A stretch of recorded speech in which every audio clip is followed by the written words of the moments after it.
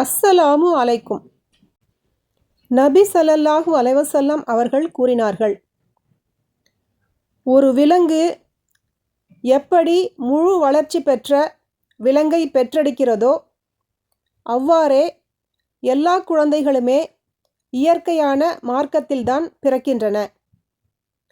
விலங்குகள் அங்கக்குறைவுடன் பிறப்பதை நீங்கள் பார்த்திருக்கிறீர்களா?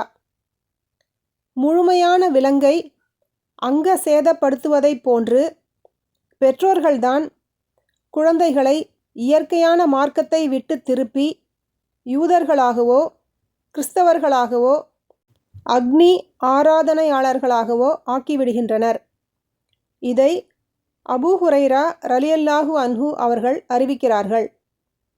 சஹீஹ் புகாரி 1385, அத்தியாயம் 23, ஜனாசாவின் சட்டங்கள்.